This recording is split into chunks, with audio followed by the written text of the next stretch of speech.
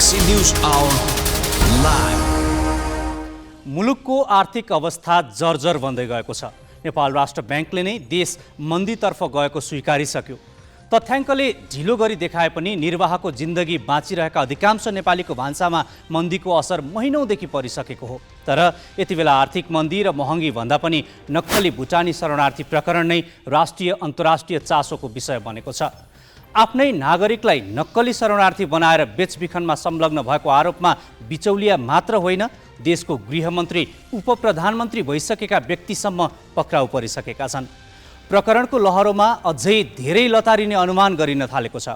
तर आरोपीको गिरफ्तारीदेखि म्याद थप र बयान गराउँदासम्मका दृश्यले भने एक न्यायप्रेमी नेपालीलाई गिज्याइरहेको छ।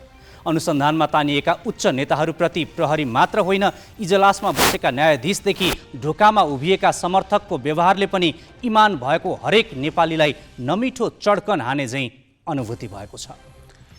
कुखुरा चोरेको आरोप लागेकाहरूलाई हत्कडी लगाउने दृश्य देखिरहेका नेपालीले यो प्रकरणमा भने फरक दृश्य देख्नु परेको छ।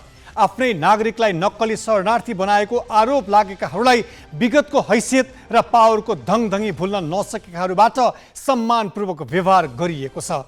अपमान गर भन्ने आशय होइन, तर अन्य आरोपीलाई केरकारकै हदमा उत्रन तयार न्यायाधीशले आरोपी पूर्व मन्त्रीलाई सम्मानजनक सोधपुछ गर्नुले पनि सानालाई ऐन र ठुलालाई चैनको अवस्था उजागर गरेको छ।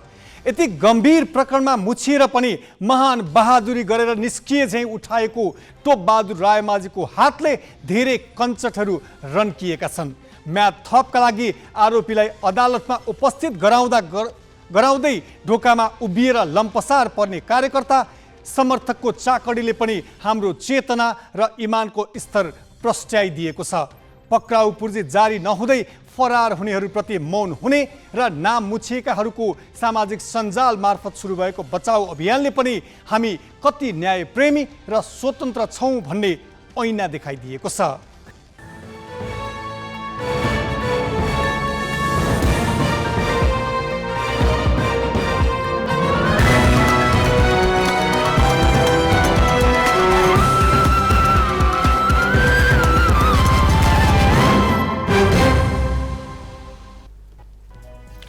नमस्कार, यो हो ग्यालेक्सी न्यूज आवर। अब हेडलाइन्स।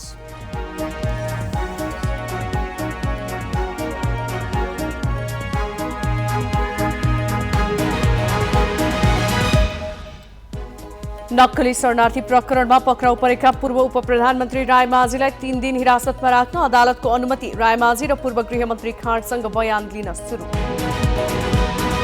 संघीय संसदको संयुक्त बैठक र संयुक्त समिति कार्य सञ्चालन नियमावली संशोधनका लागि बल्ल बन्यो मस्यौदा समिति। प्रतिनिधि सभाका 10 समिति भोलिदेखि सक्रिय हुने। बहुमूल्य जडीबुटी आर्सा गुम्बा सङ्कलनका लागि डोल्पाका पाटन क्षेत्र खुला। स्थानीयवासी बालबच्चा च्यापेर हिमाली क्षेत्रमा। कुनै पनि उम्मेदवारले बहुमत नपुर्याएपछि टर्कीमा राष्ट्रपति चयनका लागि 28 मेमा पुनः मतदान हुने। निवर्तमान राष्ट्रपति एर्दोआन भन्छन्, दोस्रो चरणको लागि तयार छु। र ए डिभिजन लिगमा मछिन्द्र क्लबले कुमलटारलाई 3-0 गोलले हरायो। हिमालयन शेर्पा र सङ्कटाले 1-1 गोलको बराबरी खेल्दै अङ्क बाँडे।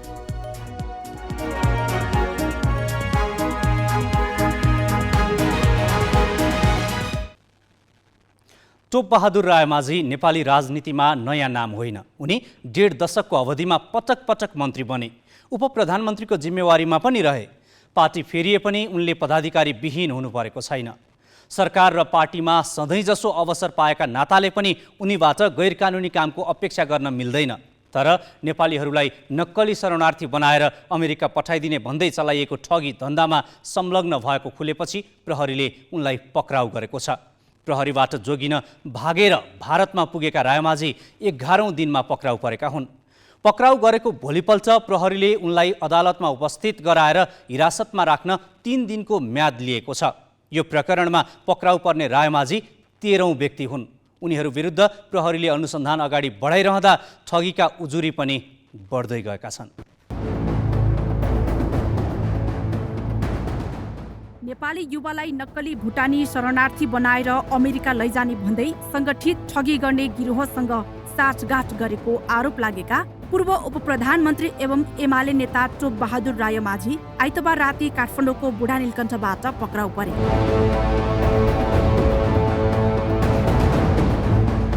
महानगरीय प्रहरी वृत्त सोह्रखुट्टेको हिरासतमा राखिएका रायमाझीलाई सोमबार अपराह्न जिल्ला सरकारी वकिलको कार्यालयमा लगियो। पूर्व गृहमन्त्री बालकृष्ण खाँडलाई जस्तै रायमाझीलाई पनि हत्कडी लगाइएको थिएन। नगर प्रहरीको भ्यानबाट झरेपछि रायमाझीले सञ्चारकर्मीतिर फर्किएर मुस्कुराउँदै हात हल्लाए।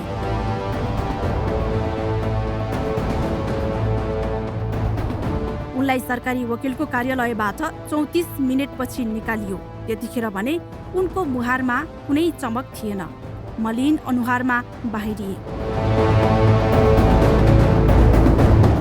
नेपालीहरूलाई नक्कली शरणार्थीका नाममा अमेरिका पठाइदिने भन्दै प्रति व्यक्ति 10 देखि 50 लाख रुपैयाँसम्म असुल्ने गिरोहलाई सहयोग गरेको आरोप लागेका रायमाझीलाई त्यसपछि प्रहरीले अनुसन्धानका लागि हिरासतमा राख्ने अनुमति लिन जिल्ला अदालत काठमाडौँ लग्यो। अदालतले प्रहरीलाई 3 दिनको अनुमति दिएको छ। यो प्रकरणका गिरोहको योजना सफल तुल्याउनका लागि आफ्नो पहुँचको दुरुपयोग गरी नीतिगत निर्णय गराउन भूमिका निर्वाह गरेको आरोप रायमाझीमाथि छ। प्रहरीले यसअगाडि पक्राउ गरेका मुख्य नायके केशव दुलाल र सानो भण्डारी लगायतसँगको बयानका आधारमा रायमाझी विरुद्ध प्रमाण फेला पारेको छ। रायमाझी यो प्रकरणमा पक्राउ पर्ने 13औं व्यक्ति हुन्। उनी विरुद्ध अदालतले वैशाख 20 मई पक्राउ पूर्जी जारी गरेको थियो। त्यस दिन उनी गृह जिल्ला अर्घाखाँचीमा एक सार्वजनिक कार्यक्रममा थिए। उनी त्यसै दिन भैरहवा हुँदै विमान मार्फत काठमाडौँ फर्किने तालिका थियो। तर यो प्रकरणमा आफ्ना छोरा सन्दीप भैरहवाबाट पक्राउ परेको खबर पाएपछि रायमाझी भैरहवा पुगेर विमानस्थलमा गएनन्। प्रहरी महानिरीक्षक वसन्त कुँवरलाई फोन गरेर आफै प्रहरी सामु उपस्थित हुने वचन दिएका उनी एकाएक फरार भए। भोलिपल्ट उनी भारततिर भागे। प्रहरीले उनको खोजी तीव्र पार्यो। भारतमा समेत टोली परिचालन गर्यो। उनी शनिबार साँझ काठमाडौँ फर्किए। उनी काठमाडौँ छिरेको सुईको प्रहरीलाई थियो। 11 दिनसम्म फरार रायमाझीलाई प्रहरीले काठमाडौँको बुढा नीलकण्ठ स्थित पासीकोटबाट पक्राउ गर्यो। फरार व्यक्तिहरूको खोज तलासमा केही समय लाग्नु, त्यसका लागि चाहिँ विभिन्न किसिमका कार्यहरू गर्नु, त्यो त एउटा हाम्रो काम पनि हो। त्यसमा त्यो विभिन्न प्रक्रिया हुन्छ, विधि हुन्छ, त्यो त हामीले युज नै गऱ्यौँ। अब यो बिचमा रहिरहेको अवस्थामा हामीले अब टोली परिचालनदेखि लिएर सङ्कित र सम्भावित ठाउँहरूको खोज तलास, ती ठाउँहरूमा खोज तलास त हामीले गऱ्यौँ नि। अब त्यसैमा उहाँ काठमाडौँ भित्रिनु भएको छ भन्ने खालको सूचना र बसेको ठाउँको सूचना प्राप्त भएपछि हिजो राति हामीले उहाँलाई नियन्त्रणमा लिएर अब आज चाहिँ अदालतमा हामीले चाहिँ पेश गरेर म्याद मिलान पनि गरिसक्यौँ। अब उहाँमाथिको अनुसन्धान सुरु भयो। यसबीचमा उनलाई जोगाउन एमाले अध्यक्ष केपी शर्मा ओलीले निकै दौडधुप गरे। प्रधानमन्त्री दाहाललाई 3 दिनको अन्तरमा 2 पटक भेटेर अनुसन्धान प्रभावित पार्ने ओलीको प्रयास सफल भएन। प्रहरीको फरार सूचीमा रहेका रायमाझी निर्दोष रहेको अभिव्यक्ति ओलीका लागि गलपासो बनिदियो। ओली र एमाले दुवै आलोचित बने। पार्टीका अन्य नेताको दबावपछि रायमाझीलाई पार्टी सचिवबाट निलम्बन गर्न ओली बाध्य बने। पार्टीले काँध झिकेपछि रायमाझीलाई जोगाइरहन सम्भव थिएन। 13 जना पक्राउ परेको यो प्रकरणमा थप 4 जना विरुद्ध पक्राउ पूर्जी जारी भएको छ। तर प्रहरी सामु यो प्रकरणमा अनुसन्धान पूरा गर्न अब धेरै दिन छैन। जेठ 9 भित्र अदालतमा मुद्दा लगिसक्नुपर्छ। अनुसन्धान गर्नलाई प्राप्त समयावधि यो मुद्दा जुन छ त्यसमा तोकिएको समयावधि 60 दिन हो। 60 दिनभित्र अनुसन्धान तथा अभियोजन दुईटै पार्ट हुन्छ। अनुसन्धान जत्तिकै महत्त्वपूर्ण अभियोजन पनि हो। निश्चित रूपमा अनुसन्धान र अभियोजन दुईटैमा चाहिँ पछि जाँदाखेरि अलिकति प्रेसर चाहिँ हुन्छ नै। अनुसन्धानलाई पनि हुन्छ, अभियोजनलाई पनि हुन्छ। अब मुद्दाको यो सिलसिलामा प्रेसर भए पनि कानुनले तोकेको अवधिभित्र कानुनअनुसार नै काम गर्नुपर्ने हुन्छ। कानुनअनुसार काम गर्ने निकायले कानुन फलो गर्नै पर्ने हुनाले यो हामीले यो समयावधिलाई नै टेक्नुपर्ने हुन्छ। अनुसन्धानका लागि धेरै समय नभएकाले रायमाझीसँग बयान लिन सुरु गरिएको छ। पूर्व गृहमन्त्री बालकृष्ण खाँडसँग पनि बयान लिने काम चलिरहेको छ। यिनीहरू विरुद्ध के कति सजाय माग गरेर अदालतमा मुद्दा लगिन्छ भन्नेमा धेरैको चासो छ। क्यामेरामा रिकेश सिंह र योगेश लामाका साथमा शिखा श्रेष्ठ, ग्यालेक्सी 4K, काठमाडौँ।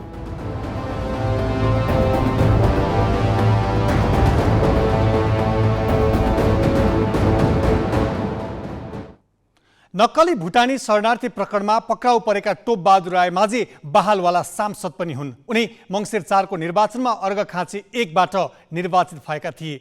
प्रहरीले 11 दिन लगाएर फेला पारी हिरासतमा राखेका रायमाझी अहिले पनि सांसद पदमै छन्। अघिल्लो पटक बहालवाला सांसद फौजदारी अभियोगमा पक्राउ परे स्वत निलम्बन हुने व्यवस्था रहेकामा यसपालि त्यो व्यवस्था हटाएर नियमावली बनाइएकाले उनको पद कायमै रहेको हो। एमालेका सांसद लक्ष्मी महतो कोइरी ज्यान मुद्दाका अभियुक्त हुन्। उनी प्रहरीको फरार सूचीमा छन्।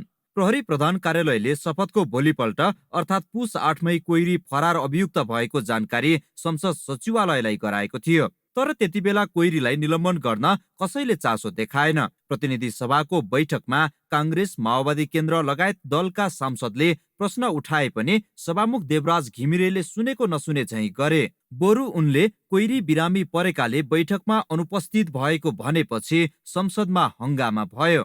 माननीय श्री लक्ष्मी महतो कोइरी 2079-10-25 देखि 2080-1-15 सम्म 21औं बैठक अनुपस्थितको कारण स्वास्थ्य उपचारमा रहनु भएको। प्रतिनिधि सभाको नियमावली बनेपछि प्रहरीले फेरि कोइरी फरार रहेको पत्र संसद सचिवालयमा पठायो, जसका कारण सभामुख घिमिरे नियमावलीको व्यवस्था अनुसार कोइरीलाई निलम्बन गर्न बाध्य भए। कोइरीका हकमा अल्टाल गरेका सभामुख घिमिरेले नक्कली भुटानी शरणार्थी प्रकरणमा टोपबहादुर रायमाझी पक्राउ परेको सूचना भने पक्राउको भोलिपल्टै संसद बैठकमा सुनाए।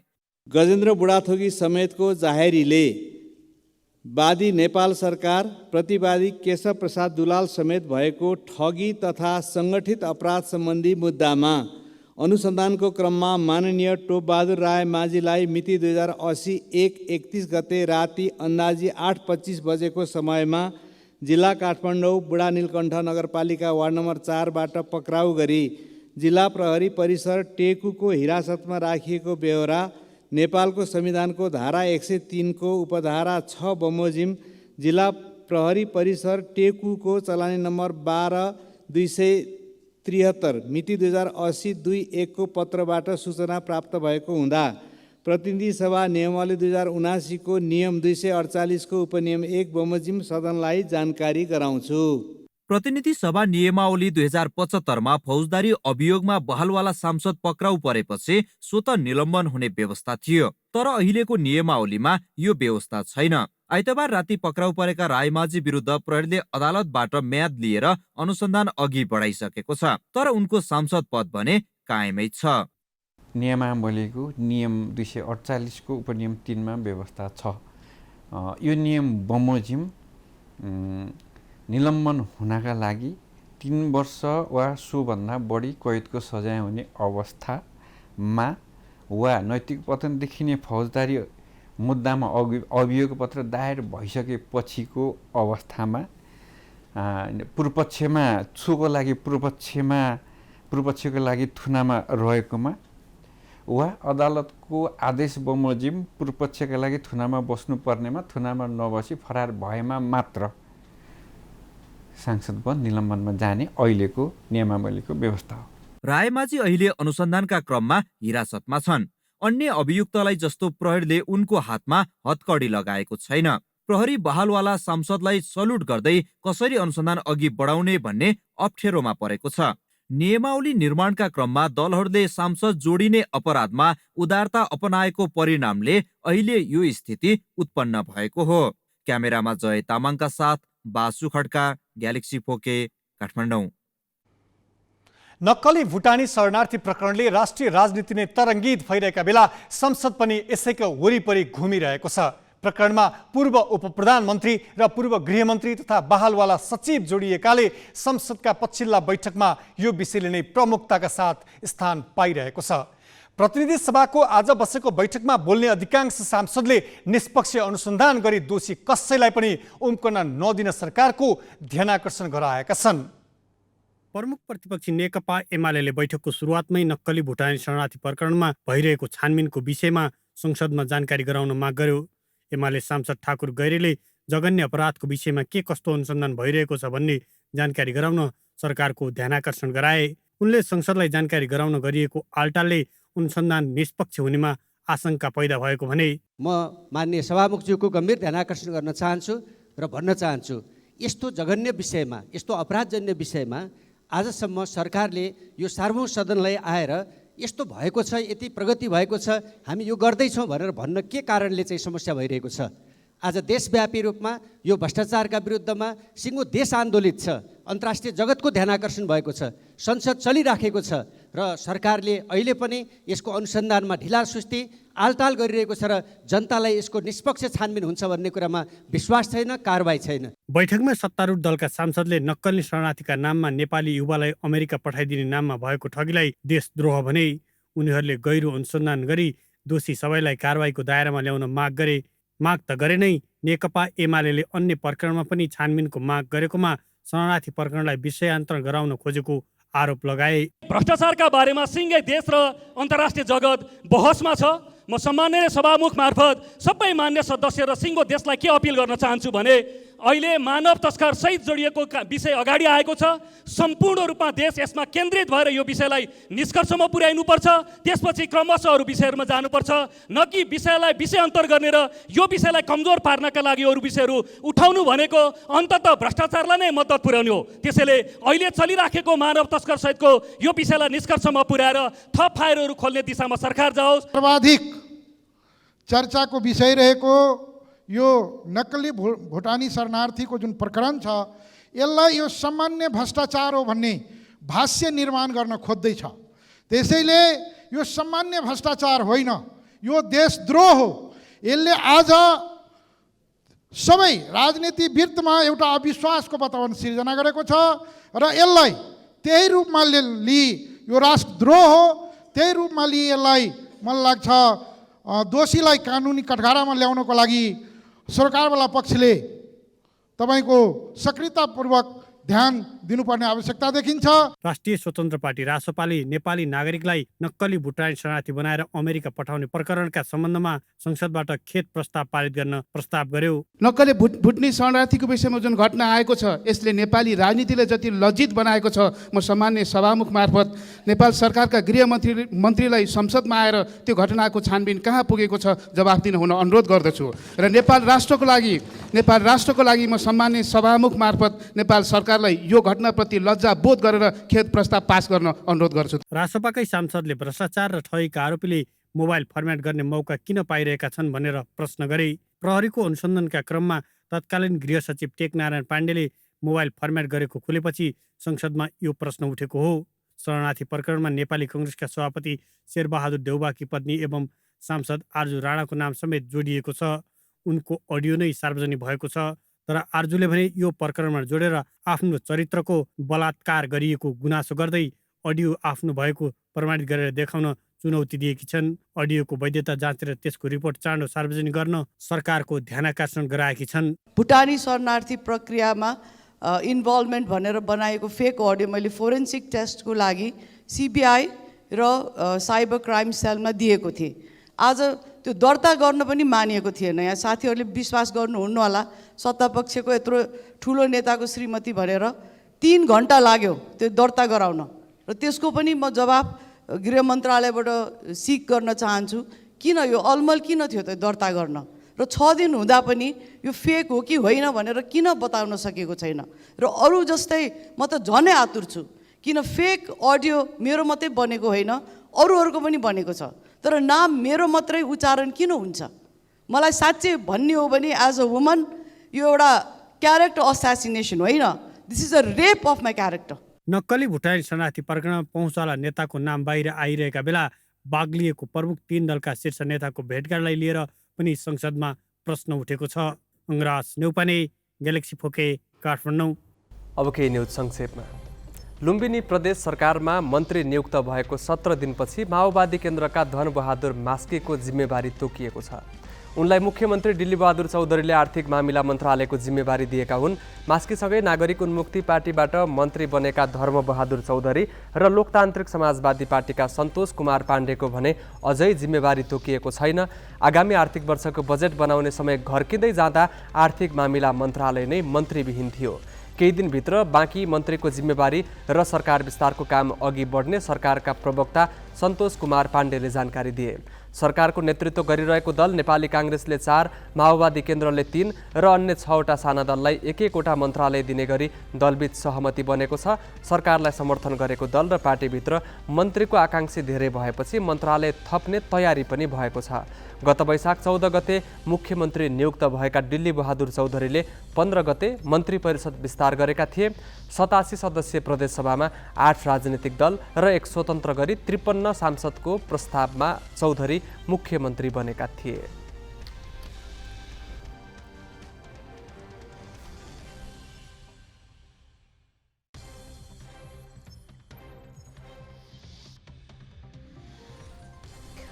मोबाइल सेटको गैर कानुनी आयात, बिक्री, वितरण तथा प्रयोगलाई निरुत्साहित गर्न भन्दै नेपाल दूरसञ्चार प्राधिकरणले mobile device management system MDMS प्रणाली पूर्ण रूपमा कार्यान्वयनमा ल्याएको छ।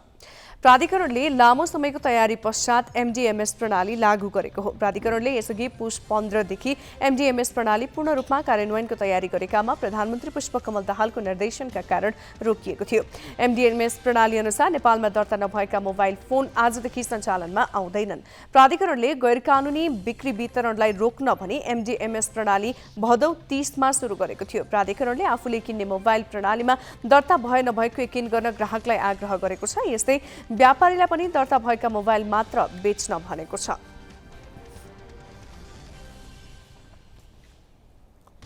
बाँकी प्रसङ्ग नवराज पाण्डेबाट। प्रधान न्यायाधीशमा हरिकृष्ण कार्कीको नाम सिफारिस भएको एक साता भयो, तर सिफारिस सुनवाईको अझै अत्तो पत्तो छैन, किनभने सुनवाईका लागि चाहिने समिति गठन भएकै छैन। समिति गठनका लागि बल्ल प्रक्रिया अगाडि बढाइएको छ। सुनवाई समिति गठनका लागि 5 वर्ष पहिलेको नियमावली संशोधन गर्नुपर्छ। त्यसका लागि प्रतिनिधि सभाले आज 16 सदस्यीय मस्यौदा समिति गठन गरेको छ। संवैधानिक परिषदले प्रधान न्यायाधीशमा कार्कीको नाम वैशाख 25 गते सिफारिस गरे पनि सुनवाई प्रक्रिया अघि बढ्न सकेको छैन। यसको कारण हो संसदीय सुनवाई समिति गठन हुन नसक्नु। समिति गठनका लागि संघीय संसदको संयुक्त बैठक र संयुक्त समिति कार्य सञ्चालन नियमावली 2075 संशोधन गर्नुपर्छ। प्रतिनिधि सभाले बल्ल नियमावली संशोधनको प्रक्रिया अघि बढाएको छ। उसले सोमबार 16 सदस्यीय मस्यौदा समिति गठन गरेको छ। माओवादी केन्द्रका सांसद देवेन्द्र पौडेलले रमेश लेखक, सुभाष नेमवाङ, हितराज पाण्डे, सोभिता गौतम, ध्रुवबहादुर प्रधान, मेटमणि चौधरी लगायत सांसद सदस्य रहने गरी समिति गठनको प्रस्ताव गरे। सम्माननीय सभामुख महोदय, संघीय संसदको संयुक्त बैठक र संयुक्त समिति कार्य सञ्चालन नियमावली 2075 को नियम 42 को उपनियम 3 बमोजिम उक्त नियमावलीलाई समयानुकूल संशोधन गर्न आवश्यक भएकोले यस सभाबाट देहा बमोजिम 16 जना मान्य सदस्यहरू रहनु भएको नियमावली मसौदा समिति गठन गर्न यो प्रस्ताव प्रस्तुत गरेको छु। 1. समितिको गठन।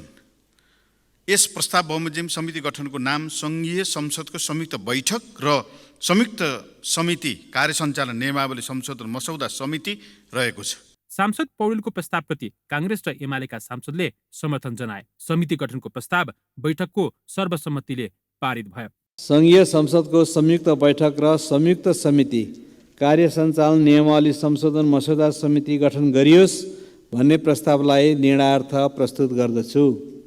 मान्य सदस्यहरू हुन्न भन्ने आवाज सुनिएन, तसर्थ संघीय संसदको संयुक्त बैठक र संयुक्त कार्य समिति कार्य सञ्चालन नियमावली संशोधन मसौदा समिति गठन गरियोस् भन्ने मान्य सदस्यहरूको नामावली सहितको प्रस्ताव सर्वसम्मतिले पारित भएको घोषणा गर्दछु। समितिलाई संशोधन प्रस्ताव प्रस्तुत गर्नका लागि काम सुरु गरेको समितिले एक साताको समय पाएको छ।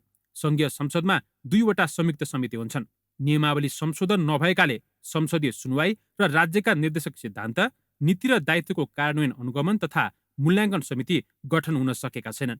मस्यौदा समितिले तयार पार्ने प्रतिवेदन संसदका दुवै सदनले पारित गरेपछि ती 2 समिति गठनको बाटो खुल्नेछ र सुनवाई समिति गठन भएपछि मात्र प्रस्तावित प्रधान न्यायाधीश कार्कीको सिफारिस अनुमोदनको प्रक्रिया अगाडि बढ्नेछ। संयुक्त समिति गठन हुन बाँकी रहे पनि मिनी संसदका रूपमा लिइने संसदीय समितिहरूको बैठक पनि मंगलबार सुरु हुँदैछ। समितिको नेतृत्वलाई लिएर प्रमुख 3 दलबीच कुरा मिलेकाले बैठक बस्न लागेको हो। प्रतिनिधि सभाले वैशाख 15 गते 10 वटा समिति गठन गरेको थियो, तर समितिका बैठक नबस्दा सरकारले संसदमा लगेका विधेयकमाथि दफावार छलफल हुन सकेको छैन। प्रतिनिधि सभाले भ्रष्टाचार निवारण संवैधानिक परिषद र सत्य निरूपण तथा मेलमिलाप आयोग सम्बन्धी विधेयक समितिमा पठाएको छ। 4 महिनाभन्दा लामो समय आफ्नो मुख्य जिम्मेवारीमा सिन्को नभाँची बिताएकाले संसदको प्रभावकारितालाई लिएर प्रश्न उठिरहेका बेला मिनी संसदलाई सक्रिय पार्न सांसदहरूले निर्वाह गर्ने भूमिकालाई लिएर धेरैको चासो छ। Pawan Paudel, galaxy 4K, Kathmandu. समिति गठन सम्बन्धी प्रस्तावप्रति समर्थन जनाउँदै एमाले सांसद योगेश भट्टराईले समिति र संसदले आम जनताको भरोसा जाग्ने गरी काम गर्नुपर्नेमा जोड दिएका छन्। सभामुख महोदय, हाम्रो नेपालको संविधानको धारा 104 को उपधारा 2 मा यो व्यवस्था उल्लेख भएको छ। नेपालको एउटा सुन्दर पक्ष हो सभामुख महोदय कि हामीले 2 सदनात्मक व्यवस्था संघीय संसदमा अवलम्बन गरेका छौँ। राष्ट्रिय सभा छ, प्रतिनिधि सभा छ। राष्ट्रिय सभा आफ्नै विशेषताको छ, प्रतिनिधि सभा पनि आफ्नै विशेषताको छ। गएको 5 वर्ष हामीले 2वटा संसदको बैठकको अनुभव लिएका छौँ। त्यस क्रममा कतिपय शिक्षाहरू पनि हामीले प्राप्त गरेका छौँ सभामुख महोदय। राष्ट्रिय सभालाई अझै कसरी गरिमामयुक्त बनाउने, प्रतिनिधि सभालाई यसका कार्यक्षेत्रलाई कसरी अझै विशिष्टीकरण गर्ने र संयुक्त बैठकलाई कसरी प्रभावकारी बनाउने र संयुक्त समितिहरू छन् जुन 2टा, ती समितिहरूका काम कारबाहीहरू म स्वयं पनि गएको प्रतिनिधि सभामा सुनवाई समितिमा बसेर काम गरेको मेरो आफ्नो अनुभवहरू छन्। त्यसो भएको हुनाले यी दुवै समितिहरू र संयुक्त कार्य सञ्चालन नियावलीलाई अझै प्रभावकारी बनाउनु पर्नेछ, संविधान अनुकूल बनाउनु पर्नेछ, दुवै संसदको गरिमालाई महत्त्वलाई उच्च राख्नुपर्नेछ र समग्रतामा हाम्रा समितिहरूले र संघीय संसदले गरेका काम कारबाहीप्रति जनतामा एउटा भरोसा, आकर्षण पैदा पनि गर्नुपर्नेछ र यो व्यवस्थाप्रति, यो संविधानप्रति आम नेपाली जनताको अपनत्व सिर्जना गर्नुपर्नेछ। जुन कुरा अगाडि बढाउनको लागि यो नियावली मस्यौदा गर्न एउटा समिति जुन प्रस्तावित भएको छ, म त्यसको समर्थन गर्दछु। अब केही न्युज संक्षेपमा। टर्कीमा राष्ट्रपति चयनका लागि पुनः मतदान हुने भएको छ। राष्ट्रपति निर्वाचनमा कुनै पनि उम्मेदवारले बहुमत पुर्याउन नसकेपछि 28 मेमा पुनः मतदान हुने। खुमलटार युथ क्लबलाई 3-0 गोलले हराउँदै मत्स्येन्द्र फुटबल क्लब शहीद स्मारक ए डिभिजन लिगको तेस्रो स्थानमा उक्लिएको छ। एन्फा मैदान साध्दो बाटोमा आज भएको खेलमा मत्स्येन्द्रले 42औं मिनेटमा आन्द्रेस नियालेको गोलमा अग्रता लिएको थियो। पहिलो हाफ 1-0 को नतिजामा सकिएको खेलको दोस्रो हाफमा मत्स्येन्द्रले थप 2 गोल गर्यो। दुवै गोल ओलावाले आफैजले गरे। जितपछि मत्स्येन्द्र 18 खेलबाट 30 अङ्क जोड्दै तालिकाको तेस्रो स्थानमा उक्लिएको छ। समान 30 अङ्क रहे पनि 1 खेल कम खेलेको Church Boys United head to हेडमा अगाडि छ। खुमलटार 18 खेलबाट 17 अङ्कको साथ पुछारमा यथावत छ। आजै भएको अर्को खेलमा सङ्कटा र हिमालयन शेर्पाले 1-1 गोलको बराबरी खेल्दै अङ्क बाँडे। हिमालयन शेर्पाले 50औं मिनेटमा म्यानुएल नानाको गोलमा अग्रता लियो। 72औं मिनेटमा सङ्कटाले पेनाल्टीको अवसर पायो। सुशील राईले आयुष घलानलाई लडाएपछि रेफ्री विश्वास कार्कीले पेनाल्टी दिए। पेनाल्टीमा आयुषले गोल गरे। बराबरीपछि हिमालयन शेर्पा 22 अङ्क सहित 9औं स्थानमा पुगेको छ। सङ्कटा 21 अङ्कका साथ 11औं स्थानमा छ। मलेसिया विरुद्ध हुने महिला टी20 श्रृङ्खलाको लागि नेपाल क्रिकेट संज्ञानले 18 सदस्यीय प्रारम्भिक टोली घोषणा गरेको छ। रुबिना छेत्रीको कप्तानीमा 18 सदस्यीय टोली घोषणा गरिएको हो। सीता राणा मगर, इन्दु वर्मा, कविता कुँवर, कविता जोशी, अस्मिना कर्माचार्य, सङ्गीता राई टोलीमा परेका छन्। बिन्दु रावल, ममता चौधरी, अप्सरी बेगम, काजल श्रेष्ठ, ज्योति पाण्डे, कृतिका मरासिनी, सम्झना खड्काले पनि टोलीमा स्थान बनाएका छन्। यस्तै सोनी पाखरिन, ईश्वरी विष्ट, सृष्टि जैसी र सरस्वती चौधरी पनि टोलीमा छन्। युवा खेलाडी कृतिका मरासिनी, सृष्टि जैसी, सोनी पाखरिन र सम्झना खड्काले टोलीमा स्थान बनाएका हुन्। श्रृङ्खला मलेसियामा जेठ 15 गतेदेखि हुनेछ।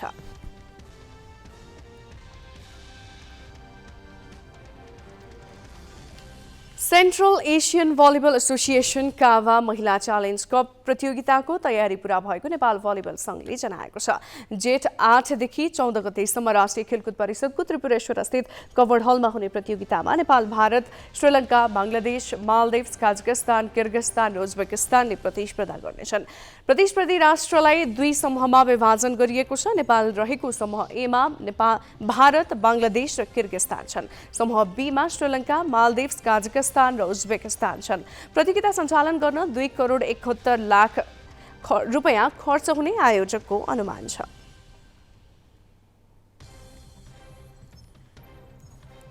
बाँकी प्रसङ्ग गौतम रेग्मीबाट।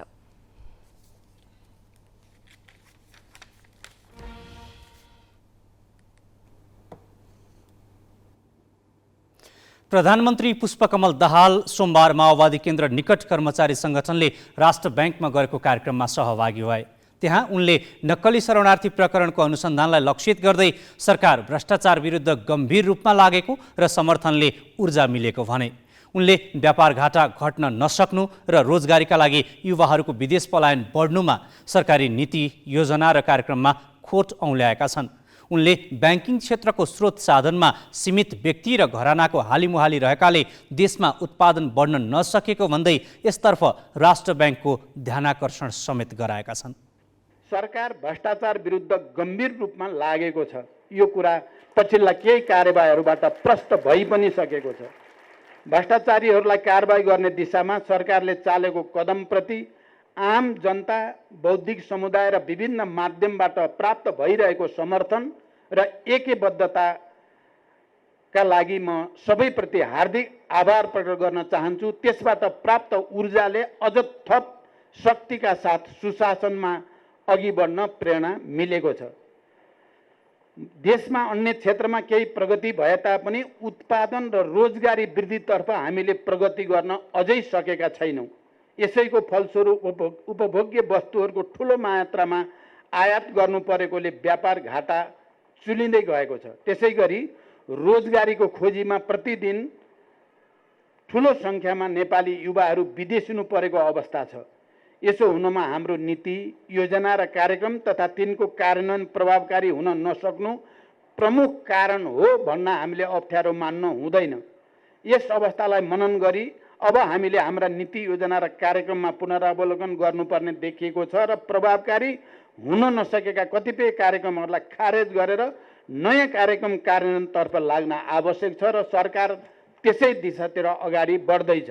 सीमित व्यक्ति तथा समूहले ब्याङ्किङ क्षेत्रको ठुलो स्रोत साधनको उपयोग गर्ने, उपलब्ध स्रोत साधन प्रत्यक्ष अप्रत्यक्ष रूपमा अनुत्पादक वा कम उत्पादक क्षेत्रमा केन्द्रित हुने जस्ता समस्या पनि यस बीचमा राम्रैसँग देखिएका छन्।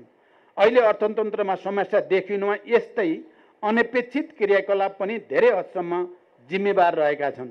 यस्तो प्रवृत्तिलाई रोक्न केन्द्रीय ब्याङ्क तथा ब्याङ्किङ क्षेत्रले समयमै उचित कदम चाल्नु आवश्यक छ। नेपाल राष्ट्र बैङ्कले केही लचकता अपनाएर शुक्रबार मौद्रिक नीतिको समीक्षा गर्यो। लचकता अपनाउन अर्थमन्त्री प्रकाश रण महतले सार्वजनिक मञ्चबाटै दबाब दिएका थिए। उनले आर्थिक अवस्था बिग्रनुको दोष मौद्रिक नीतिलाई दिएका थिए। गभर्नर महाप्रसाद अधिकारीले भने वित्त र मौद्रिक नीतिबीच समन्वयको आवश्यकता औँल्याएका छन्। उनले प्रधानमन्त्री पुष्पकमल दाहालको उपस्थितिमा आज भएको कार्यक्रममा राष्ट्र बैङ्कलाई अनावश्यक दबाब नदिन भनेका छन्। उनलाई पूर्व गभर्नर दिपेन्द्र बहादुर छेत्रीले पनि साथ दिएका छन्। नीतिका आफ्नै अब्जेक्टिभ छन्। ती अब्जेक्टिभ भन्दा बाहिर गएर हामीले गर्न केही थप काम गर्न खोजिराख्दा फेरि हामी हाम्रा अब्जेक्टिभबाट डेभिएट भएको अवस्थाहरू आउन सक्छ। त्यसले गर्दा वित्त नीति र मौद्रिक नीति बीचको एउटा सामञ्जस्यता चाहिँ जुनसुकै बेलाको पनि आवश्यकता हो र सँगसँगै मौद्रिक नीतिलाई नीतिगत एउटा अटोनोमी पनि जरुरी हुन्छ। जसरी राजनीति समग्र व्यवस्थामा एक खालको चेक एन्ड ब्यालेन्स हुन्छ, त्यस्तै चेक एन्ड ब्यालेन्स चाहिँ मौद्रिक र वित्तीय नीतिमा पनि जरुरी हुन्छ। जुन कुरा हामीले एप्लाई गर्दै आएका छौँ त्यसैले कुनै कुनै सेक्टर कमसेकम सुरक्षित छ, व्यवस्थित छ। त्यसलाई हामीले सुरक्षित गर्दै भोलिको दिनमा बाँकी कुराहरूलाई सुधारेर जानु छ। अहिलेलाई ठुलो च्यालेन्ज चाहिँ हामीलाई फिस्कलतिर हामीले देखेका छौँ। त्यसको लागि अलिकति केही न केही किसिमबाट हामीले रेभेन्यू रिफर्म गर्नुपर्ने ट्याक्सका क्षेत्र अर्थात् नेट क्रमशः बढाउँदै जानुपर्ने, दरहरूका बारेमा हामीले सोच्नुपर्ने, भन्सारमा पनि प्रशस्त मात्रामा रिफर्म गर्नुपर्ने कुराहरू छन्। वित्त नीतिले त यो मुलुकमा गर्ने कुरा केही पनि छैन। त्यसो भएको हुनाले मौद्रिक नीतिले नै सबै कुरा सम्बोधन गर्छ भनेर बालुवाटारतिर बल फालिदिए जस्तो देखिया छ। यो विगतमा पनि त्यस्तै भएको थियो। थोरै तिनै बिजुलीको रकम चाहिँ हामी रिबेट दिन्छौँ अनि तपाईँहरूले ट्याक्स तिर्ने रकम अलि पर सारिदिन्छौँ, त्यो बाहेक त बजेटले केही पनि गर्दैन। बाँकी कुरो मौद्रिक नीति।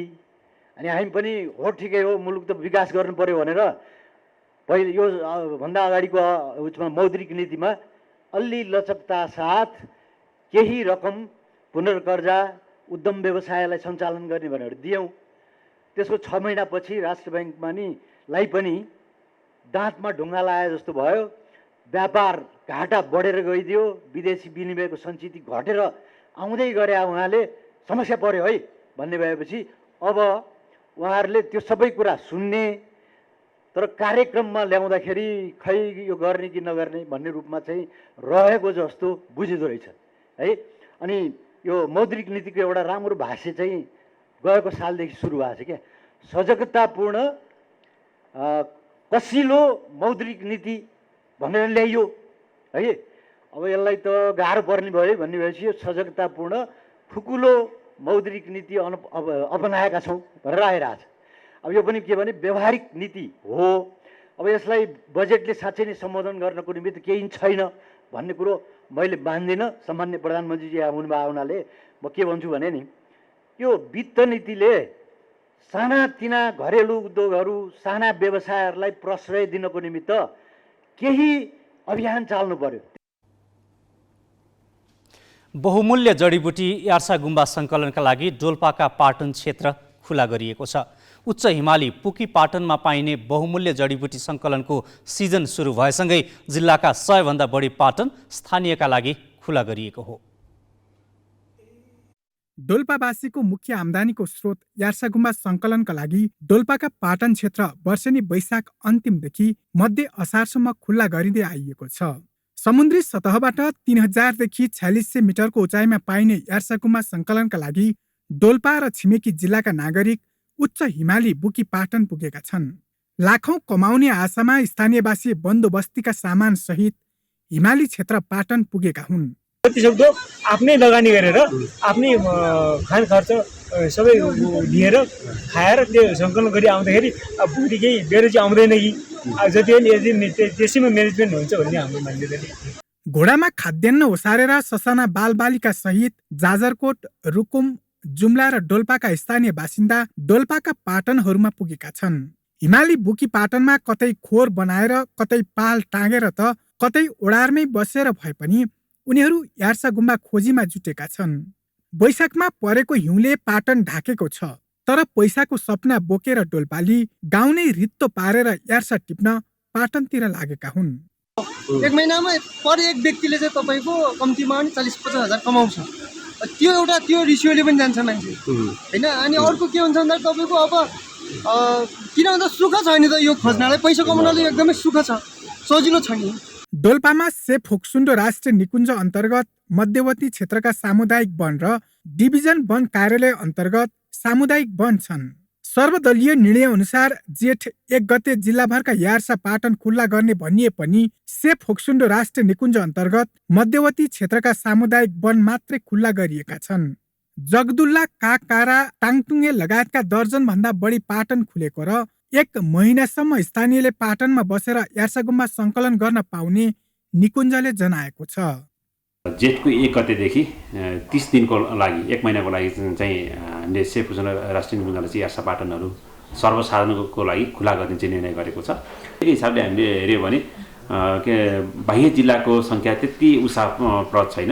मैले चाहिँ करिब 1000 को चाहिँ सङ्ख्यामा मानिसहरू जाँदाखेरि करिब 200 को हाराहारीमा मात्रै चाहिँ बाह्य जिल्लाबाट आएको देखिन्छ।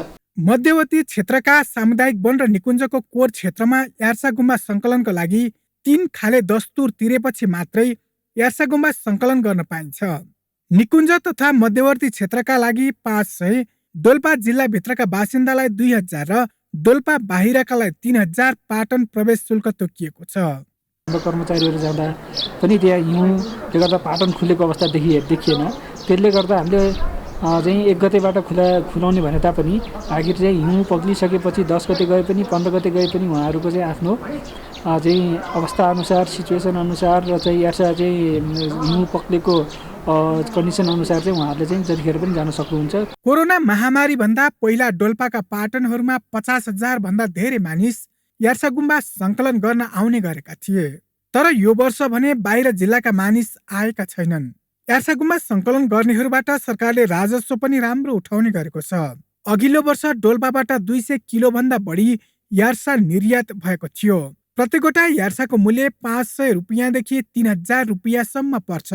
ग्यालेक्सी फोकेका लागि डोल्पाबाट टेकबहादुर साईको रिपोर्ट। ब्रिज कोर्स सञ्चालन गर्न छुट्टै अनुमति लिनुपर्ने कानुनी व्यवस्था भए पनि हेटौडाको एउटा क्याम्पसले अनुमति बिना कोर्स सञ्चालन गरिरहेको पाइएको छ। हेटौडा स्कुल अफ म्यानेजमेन्टले प्रदेश सरकारसँग अनुमति नै नलिई निःशुल्क विज्ञापन निकालेर विद्यार्थीसँग रकम असुलेर कक्षा सञ्चालन गरिरहेको हो।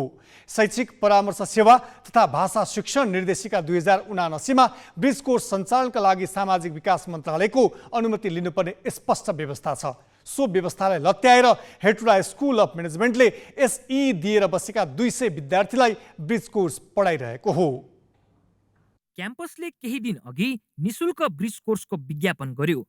निशुल्क विज्ञापन झुक्याउनकै लागि थियो भन्ने कुरा तब प्रमाणित भयो जब त्यहाँ पुगेका 200 विद्यार्थीबाट प्रति विद्यार्थी 5,000 का दरले रकम उठाइयो। निशुल्क विज्ञापन देखेर भर्खरै एसई दिएर बसेका करिब 200 विद्यार्थी ब्रिज कोर्स गर्न हेटौडा स्कुल अफ म्यानेजमेन्ट पुगेका थिए। तर कक्षा सुरु भएको केही दिनपछि सबै विद्यार्थीलाई 5,000 रुपियाँका दरले रकम जम्मा गर्न बाध्य पारियो। विद्यार्थीले निशुल्क भनेर रकम लिएको प्रति प्रश्न गरेपछि आफ्नै विद्यालयमा भर्ना भए शुल्कमा घटाउने अन्यथा फिर्ता नहुने जवाफ कलेजले दियो। ब्रिज कोर्स पढिरहेछौ, के छ फ्री छ कि पैसा तिरेर के गर्छ? 5,000 चाहिँ डिपोजिट गर्नुपर्ने रहेछ। अब ये कलेज पढ्यो भने चाहिँ फ्रीमा हो, अर्को कलेज गयो भने चाहिँ दिनुपर्छ। त्यो 5,000 जान्छ। यो डिपोजिट अमाउन्ट भन्नाले चाहिँ तपाईँको अहिले 5,000 पहिला पैसा दिने र त्यही अमाउन्टलाई चाहिँ एडमिसन फीको रूपमा युज गरिन्छ। विद्यार्थीबाट रकम असुलेको विषय मात्रै होइन, हेटौडा स्कुल अफ म्यानेजमेन्टले अनुमति नै नलिई ब्रिज कोर्स सञ्चालन गैर कानुनी काम गरिरहेको हो। सामाजिक विकास मन्त्रालयमा दर्ता गरी कोर्स सञ्चालन गर्न पाइने स्पष्ट कानुनी व्यवस्था भए पनि क्याम्पसले व्यवस्था गरेको हो। कलेजले ब्रिज कोर्स सञ्चालन गर्न चाहेमा छुट्टै अनुमति लिनुपर्छ।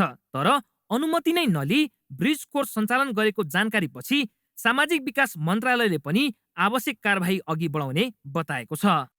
ब्रिज कोर्स नै गर्ने नै हो भने हैन, ब्रिज कोर्सकै लागि त छुट्टै त्यसले चाहिँ अनुमति लिनुपर्छ। त्यो चाहिँ प्रदेश सरकारको सामाजिक विकास मन्त्रालयले आफ्नो कार्य निर्देशिका मार्फत दिने गरेको छ। अहिलेसम्म कुनै त्यस्तो विद्यालय अथवा संस्थाहरू अहिलेसम्म आएको चाहिँ देखिया छैन। कम्पनीमै दर्ता गरेर आउने अरू साथीहरू चाहिँ हुनुहुन्छ। विद्यालयले चाहिँ आएको छैन? विद्यालय अहिलेसम्म मेरो जानकारीमा छैन। हेटौडा स्कुल अफ म्यानेजमेन्टले पनि कानुन विपरीत कोर्स सञ्चालन गरेको अस्वीकार गरेको छ। त्रुटिपूर्ण भएको खण्डमा आफूहरू सचिने क्याम्पसको भनाइ छ। रकम असुलीको सवालमा भने कक्षामा विद्यार्थीलाई नियमित बनाउन डिपोजिट मागिएको बताएको छ। शुल्क भनेको छौँ, यो निशुल्कै हो। उनीहरू रेगुलर पढ्न आओस् भन्ने हिसाब किताबले सेक्युरिटी मनी डिपोजिट गरिएको हो। अब यो पैसा यिनीहरूले यहाँ पढ्न खोज्दाखेरि हामी जुन एडमिसन लिन्छौँ त्यसमा घटाएर उनीहरूलाई चाहिँ त्यो पैसा फिर्तै गरिदिने हो। मतलब घटेरै जान्छ। त्यस कारणले गर्दाखेरि यो ठगी भन्न त नमिल्ला। निशुल्क भनेर विज्ञापन गरी रकम असुल्नु ठगी नै भएको उपभोक्ता कर्मी बताउँछन्। जबकि फ्री भनेर प्रलोभन दिने र आफूमा आकर्षित गर्ने र त्यसपछि फेरि चाहिँ के अरे शुल्क लिने भनेको ठगी हो। र यसलाई झुक्क्याई छली अर्कालाई चाहिँ भ्रमपूर्ण विज्ञापन गरी मान्छेलाई आकर्षित गरेर गरिने काम कालोबजारीकै ऐन अन्तर्गत पनि कारबाहीको भागीदार बन्न सक्छ र यो ठगी कालोबजारी दुईटै प्रक्रियाबाट अगाडि बढ्न सकिन्छ। निशुल्क भन्दै कानुन विपरीत सञ्चालन भइरहेको ब्रिज कोर्सका लागि गएका 200 भन्दा बढी विद्यार्थीबाट हेटौडा स्कुल अफ म्यानेजमेन्टले 10 लाख रुपियाँ भन्दा बढी उठाएको छ। ग्यालेक्सी फोकेका लागि हेटौडाबाट देवराज पन्तको रिपोर्ट। सुदूरपश्चिम प्रदेश सरकारले 1 वर्ष अघि कैलाली र कञ्चनपुरका ठाउँ-ठाउँमा करिब 1.5 करोड रुपियाँ खर्चेर जडान गरेको 100 भन्दा बढी सीसीटीभी क्यामेरा बिग्रिएको महिनौ भयो। बिग्रिएका यी सीसी क्यामेरा मर्मत गर्नेतिर अहिलेसम्म कसैले चासो देखाएको छैन, जसका कारण सुरक्षा चुनौती त बढेको छ नै, अपराध नियन्त्रण र प्रमाण सङ्कलनमा समेत समस्या भएको छ। केही दिन अगाडि मुख्यमन्त्री तथा मन्त्री परिषद कार्यालयको यो गेट अगाडि तीव्र गतिमा हुइकिएर आएको एउटा मोटरसाइकलको ठक्करबाट छेउमै रहेको क्षेत्रीय सहरी विकास कार्यालयमा कार्यरत कर्मचारी खड्गे साउदको मृत्यु भयो। उक्त घटनामा फरार अभियुक्तलाई प्रहरीले अहिलेसम्म पनि पक्राउ गर्न सकेको छैन। पक्राउ नपर्नुको एउटा कारण मध्येको कारण सीसी क्यामेराको दुरावस्था पनि हो। ठाउँ ठाउँमा जडान गरिएका सीसी क्यामेराहरू बिग्रिएको महिनौ भयो, तर बिग्रिएका सीसी क्यामेराहरू मर्मत गर्नेतिर कसैको पनि ध्यान जान सकेको छैन। यो चाहिँ राज्यको कमी कमजोरी हो हैन। अब राज्यले जस्तो सीसीटीभी क्यामेरा यो सदरमुकाम जस्तो ठाउँमा पनि हैन, एउटा यो राजधानी भएको ठाउँमा उही पनि मुख्यमन्त्री कार्यालय अगाडि त्यस्तो घटना घटेको छ। अहिलेसम्म त्यसको कुनै अत्तोपत्तै लागेको छैन हैन। त्यो चाहिँ राम्रो पक्ष पनि होइन एक हिसाबले। अब यहाँको शान्ति सुरक्षामा पनि अलिकति ध्यान दिनुपर्छ। बडो नजिक छ हैन, तपाईँको यताउतिबाट पनि चारैतिरबाट पनि अलि अप्ठ्यारो परिस्थिति छ। उसै पनि धनगढी प्रदेशको अस्थायी राजधानी हो र जसको सिमाना भारतसँग प्रत्यक्ष रूपमा जोडिएको छ। खुला सिमानाका कारणले पनि अपराध बढ्दो छ। प्रहरीलाई आपराधिक गतिविधि नियन्त्रण गर्न हम्मे परिराखेको छ। त्यसमाथि आपराधिक गतिविधि न्यूनीकरणका लागि सहज बनिने सीसी क्यामेराहरू नै बिग्रिएपछि प्रहरीलाई अनुसन्धान गर्न पनि हम्मे परिराखेको छ। यो धनगढी उपमहानगरपालिका लगायत समग्र कैलाली जिल्लाको अधिकांश हाम्रो धनै 100 किलोमिटर यो पूर्व पश्चिम राजमार्ग नै हामी कहाँ पर्छ। यो सीसी क्यामेराका माध्यमले हामीले बढाउने निगरानी र घटाउने हामीले न्यूनीकरण गर्ने आपराधिक क्रियाकलापहरूमा यो असाध्यै फलदायी हुन्छ। यसमा दुई मात्रै रहेन। अहिले हामीसित 238 वटा कैलाली जिल्लाभरिमा आवश्यक भएका ठानिएका ठाउँहरूमा 238 वटा सीसी क्यामेरा हामीले जडान गरेर सञ्चालनमा छन्। सञ्चालनमा पूर्ण रूपमा त छैनन्। केही कुराहरू 141 वटा सीसी क्यामेराहरू हाम्रो बेसाबुद अवस्थामा अहिले चालु अवस्थामा छैनन्। तिनीहरूलाई मर्मतको खाँचो छ। सीसी क्यामेरा नै नहुनु, चोकचोकमा राखिएको क्यामेरा बिग्रिनु, जो हामी ओपन बर्डरसँग जोडिएका छौँ भारतसँग, अपराध बढ्दो छ। अलिकति हेलचेक्राइ होइन यो? यसलाई गम्भीरताका रूपमा प्रहरीले पनि नलिएको हो भन्न सकिन्छ? त्यो चाहिँ यसमा हाम्रो संवेदनशीलता नपुगेको भनेर भन्न चाहिँ अलि नमिल्ला हैन। यसको कतिपय कुराहरू मैले भने जस्तो अब त्यो जडान भइसके पछाडि त्यसका मर्मत पार्टहरूमा मर्मत गरिने फङ्सनहरूमा हामीले जुन निकायहरूबाट हामीलाई त्यो सहयोग भन्ने कि अब उहाँहरूबाट जडान भयो त्यो निकायलाई पुनः यिनीहरूको मर्मत सम्भारको लागि पनि हामीले पटक उहाँहरूसँग अनुरोध गरिरहेका छौँ लिखित रूपमा र उहाँहरूलाई जाहेर गरेर। सुदूरपश्चिम प्रदेशको आन्तरिक मामिला तथा कानुन मन्त्रालयले 1 वर्ष अगाडि कैलालीको चिसापानीदेखि लिएर कञ्चनपुरको गड्डा चौकी नाका र यता अत्तरियादेखि धनगढीसम्म 138 वटा क्यामेराहरू जडान गरेको थियो। तर धनगढी सहर क्षेत्रका कुनै पनि सीसी क्यामेराहरूले काम नगर्ने अवस्था छ र सुरक्षासँग जोडिएका कतिपय सवालमा सीसी क्यामेरा नहुँदाखेरि पनि गाह्रो भइराखेको छ। र यो तपाईँ देख्न सक्नुहुन्छ जिल्ला प्रहरी कार्यालयको गेट अगाडि सीसी क्यामेरा जडान गरिएको छ, तर यो सीसी क्यामेराले पनि काम गर्दैन। हामीले प्रहरी कार्यालयको कन्ट्रोल रुममा गएर हेऱ्यौँ। जिल्ला प्रहरी कार्यालयको गेट अगाडिको यो सीसी क्यामेराले पनि काम नगरेको अवस्था छ। प्रदेश सरकारले 1 करोड 55 लाख खर्च गरेका सीसी क्यामेराहरू को दुरावस्था छ, सबै मर्मत गर्नुपर्ने अवस्थामा छ। अपराध बढ्दो छ, प्रहरीलाई गाह्रो छ। यो विषय चाहिँ के हो? मलाई यो सूचना थिएन। यसको लागि तपाईँलाई धेरै धन्यवाद छ, यो मिडियालाई धेरै धन्यवाद छ। सीसी क्यामेरा एकदमै जरुरी छ। अहिले भएकोलाई पनि सञ्चालन गर्नु जरुरी छ, थप व्यवस्थापन पनि गर्नु छ। अब अहिले भएकोलाई हामीले सञ्चालन गर्न सकेनौँ भने थप व्यवस्थापनको अर्थ भएन। त्यसैले यसलाई एक्टिभ गराउनुपर्छ। यसलाई सञ्चालन गर्नेतिर म तुरुन्तै निर्देशन दिन्छु। अपराध नियन्त्रण र प्रमाण सङ्कलनका लागि भरपर्दो माध्यम मानिने क्लोज सर्किट क्यामेरा अर्थात् सीसी क्यामेरा ठाउँमा बिग्रिएपछि त्यसको मर्मतका लागि मुख्यमन्त्री कमलबहादुर शाहले सबै निकायलाई निर्देशन गर्ने बताएका छन्। तर त्यो निर्देशनको कार्यान्वयन कसरी हुन्छ त्यो हेर्न बाँकी छ। क्यामेरा पर्सन पुष्कर नेपालीका साथ हिक्मत राहुल, ग्यालेक्सी फोके, धनगढी। हामी ग्यालेक्सी न्युज आवरको अन्त्यमा छौँ। जाँदै हेडलाइन्स।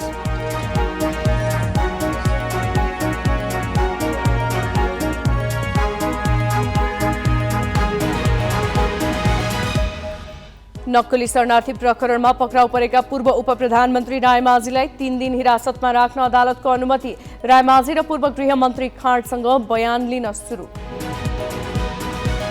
सङ्घीय संसदको संयुक्त बैठक र संयुक्त समिति कार्य सञ्चालन नियमावली संशोधनका लागि बल्ल बन्यो मस्यौदा समिति। प्रतिनिधि सभाका 10 समिति भोलिदेखि सक्रिय हुने। बहुमूल्य जडीबुटी आर्सा गुम्बा सङ्कलनका लागि डोल्पाका पाटन क्षेत्र खुला। स्थानीयवासी बालबच्चा च्यापेर हिमाली क्षेत्रमा। कुनै पनि उम्मेद्वारले बहुमत नपुर्याएपछि टर्कीमा राष्ट्रपति चयनका लागि 28 मेमा पुनः मतदान हुने। निवर्तमान राष्ट्रपति एर्दोआन भन्छन् दोस्रो चरणको लागि तयार छु। र ए डिभिजन लिगमा मच्छिन्द्र क्लबले खुमलटारलाई 3-0 गोलले हरायो। हिमालयन शेर्पा र सङ्कटाले 1-1 गोलको बराबरी खेल्दै अङ्क बाँडे।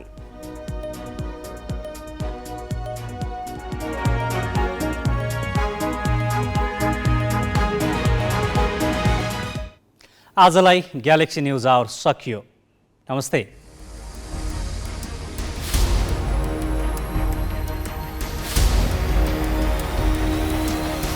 This is Galaxy News Hour Live.